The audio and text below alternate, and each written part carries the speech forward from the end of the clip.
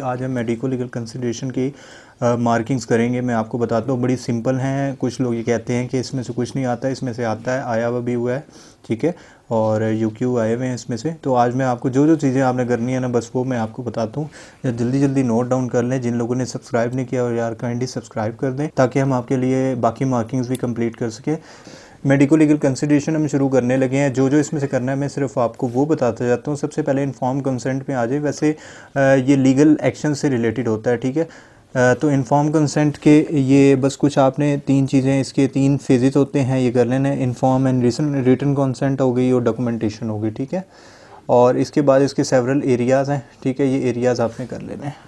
आगे आएंगे records and documentation, ठीक है। रिकॉर्ड्स एंड डॉक्यूमेंटेशन में ये एक बहुत पुराना यूक्यू है कि जो है हिस्ट्री के पॉइंट्स इसमें पूछे हुए थे। तो ये आपने chief complaint, dental history, medical history, ये जो आप जर्नल से चीज़ें हैं, ये एक दफ़ा ये गो थ्रू कर लीजिएगा।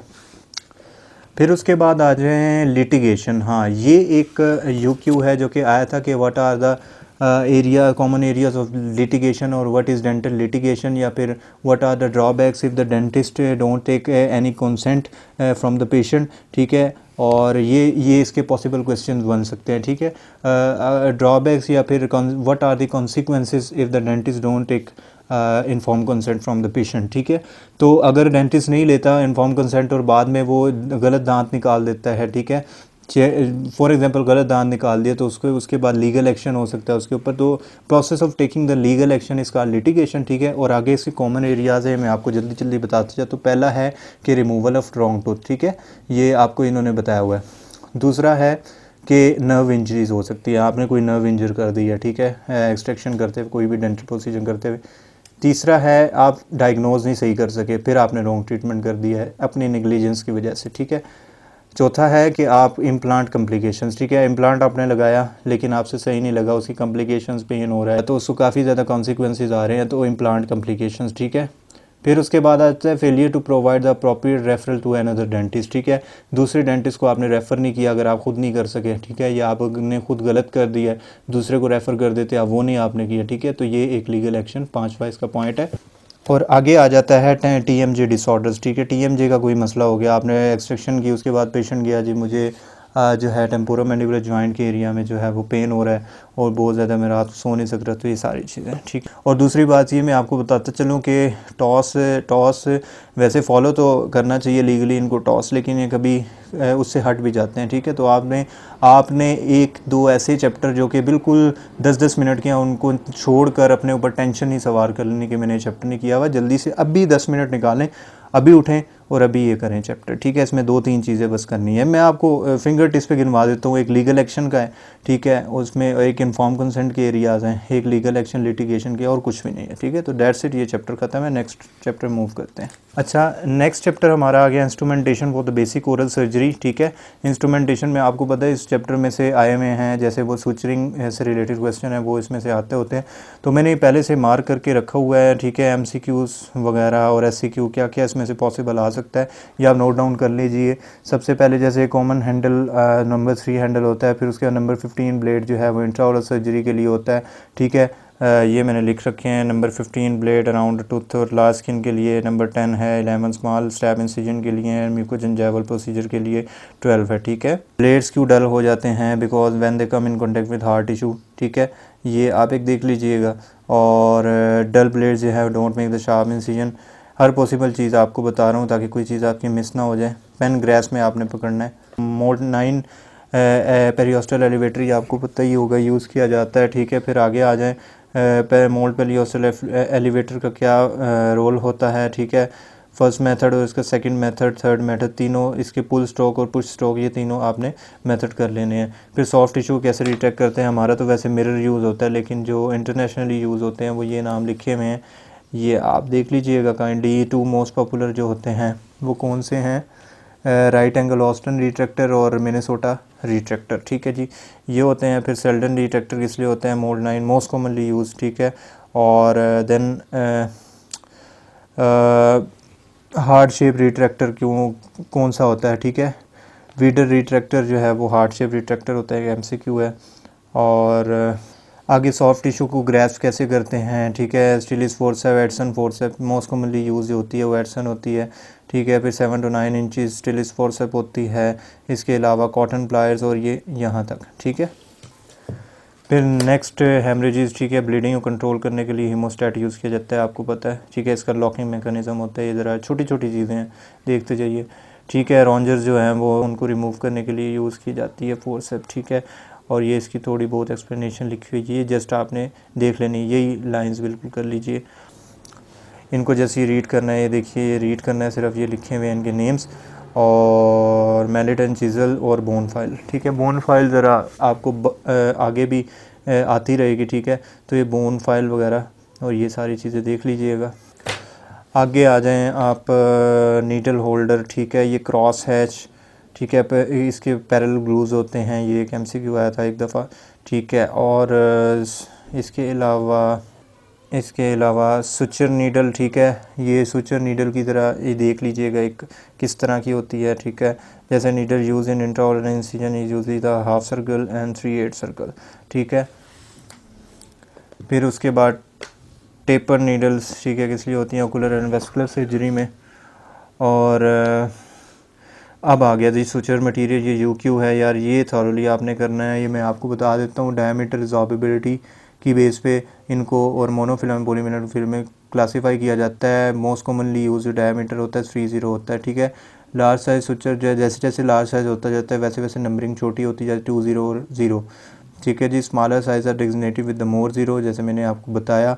फिर उसके बाद 60 जो है वो स्किन में फेस में प्लेस करने के लिए होता है। Sutures of the size 30 are large enough to withstand the, एक इसमें से यार एक MCQ आया था हमें 2019 का सप्ली का था, उसके अंदर मेरे जहन से निकल गया, वो अगर किसी को याद आए ना तो नीचे वीडियो के लिख दीजिए। इस सुचर मटेरियल वाले टॉपिक में से MCQ आया था, मेरे जहन से निकल गया, वो पूछा हुआ था, किसी को भी याद है तो वो नीचे मेंशन कर सकता है, ठीक है। मेरा जस्ट बताने का आपको ये मकसद है, कोई चीज़ आपसे छूट ना जाए, ठीक है। पिक्चर्स के नीचे भी बाज़ औक़ात इन्फॉर्मेशन लिखी होती है, वो आपसे मिस हो जाती है, ठीक है। Viking of the oral fluids, ठीक है। और मोनोफिलामेंट और पॉलीफिलामेंट्स के नेम्स ये देख रहे हैं, मोनोफिलामेंट में कौन कौन से हैं, पॉलीफिलामेंट में कौन कौन से हैं, ये MCQ में आ सकते हैं। फिर most commonly use suture for the oral cavity 30 is the black silk, ठीक है। और 30 chromic suture is use to avoid the need to later remove it. ये कुछ MCQ इसमें से बन सकते हैं। सीजर से बस ये नेम्स देख लीजिए। इसके बाद साइड एक्शन और mouth probe can be use to open the patient mouth when the patient is unable to cooperate, mouth probe, ठीक है। अच्छा, टूथ एक्सट्रैक्शन के लिए, ठीक है, डेंटल एलिवेटर्स, ठीक है। अगर किसी का अभी तक सर्जरी का नहीं हुआ था डिपार्टमेंट, तो वो भी ये देख सकता है, इसमें देख ले कि एलिवेटर यूज़ किया जाता है उसको एलिवेट करने के लिए जंजाइवा को, ठीक है। मुख्तलिफ़ किस्म के एलिवेटर हैं, स्ट्रेट एलिवेटर है और पेरियोस्टियल एलिवेटर है, ठीक है। और इसके अलावा टी शेप एलिवेटर्स हैं, ये डिफरेंट एलिवेटर्स हैं, यही पूछे जाते हैं। वाइवे के लिहाज से ये चैप्टर बहुत इंपॉर्टेंट है, ये देख लीजिए, या एज़ इट इज़ जो है इसको देख लीजिए, एज यही पॉइंट्स आप बना लीजिए। ईस्ट वेस्ट एलिवेटर जैसे MCQ आ गया, इस तरह रूट टिपिक एलिवेटर है। पेरियोटोम्स जो हैं वो क्या होते हैं, ठीक है, ये आ गया। एक्सट्रैक्शन फोर्सेप्स, अच्छा, ये एक्सट्रैक्शन फोर्सेप्स के ना आप नेम्स कर लीजिएगा, कौन सी फोर्सेप किस दांत के लिए यूज़ होती है, ठीक है। बीक क्यों बनाई जाती है, बीक इसलिए बनाई जाती है ताकि टूथ को अडैप्ट कर ले near the junction of the crown and the root, ठीक है। क्राउन और रूट के जंक्शन से अडैप्ट करते हैं, ये MCQ आ सकता है, वाइवा में भी आपसे पूछ सकता है, ठीक है। अब ये देख लीजिए मैक्सिलरी फोर्सेप में, मैक्सिलरी फोर्सेप फर्स्ट प्रीमोलर के लिए, फिर 150 जो है वो सिंगल रोटेड मैक्सिलरी टीथ के लिए होती है, ठीक है। 150A जो है वो मॉडिफाई की जाती है 150A, और 150A जो मैक्सिलरी प्रीमोलर्स के लिए होती है, ठीक है। फिर नंबर जो 1 फोर्सेप है वो किस लिए यूज़ होती है, इंसाइजर केनाइन के लिए। बक्कल बाइफर्केशन का 3 टूटी टूथ का होता है, तो उसके लिए मोस्ट कॉमनली यूज़ जो है 53 राइट एंड लेफ़्ट होती है, ठीक है। और इसकी वेरिएशन भी है 89 राइट एंड लेफ़्ट, ठीक है। और इसके अलावा 65 किस लिए यूज़ होती है, for the removal of narrow premolars and lower incisors के लिए, ठीक है, 65। और 150S प्राइमरी टूथ के लिए रिमूव करने के लिए होती है। मैंडिबुलर इंसाइजर्स के लिए 51, ठीक है। और इसके अलावा 151A फोर्सेप जो है वो मैंडिबुलर प्रीमोलर की है, उसको थोड़ा सा मॉडिफाइड किया जाता है इंग्लिश स्टाइल की वर्टिकल हिंज फोर्सेस में।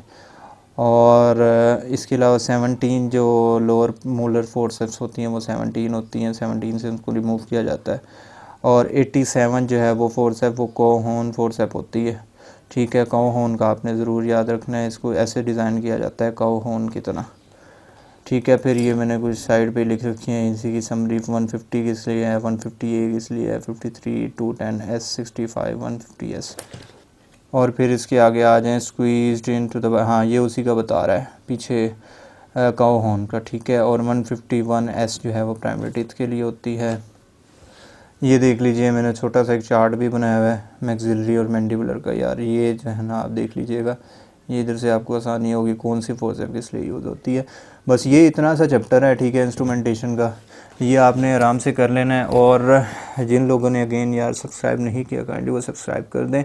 आपका ही चैनल है, इस पर आपको सारी मार्किंग्स और जितनी भी है इंशाल्लाह मैं कोशिश करूँगा मेरे से जैसे जल्दी पॉसिबल हो रहा है। अगर उसमें कोई थर्ड ईयर की थोड़ी सी लेट हो रही हो तो उसके लिए थोड़ी सी मेरी सॉरी है, क्योंकि असल में एग्ज़ाम्स आ गया बेचारे सर्जरी वालों को, इनको इस दलदल से निकालना है जिसमें फंस चुके हैं। इंशाल्लाह कोई भी फेल नहीं होगा, हम सब आपके लिए कोशिश कर रहे हैं। BDS पॉइंट हम सब इंशाल्लाह आपको इससे निकालेंगे और एट द एंड आप सब लोग पास हुए होंगे, खुश होंगे।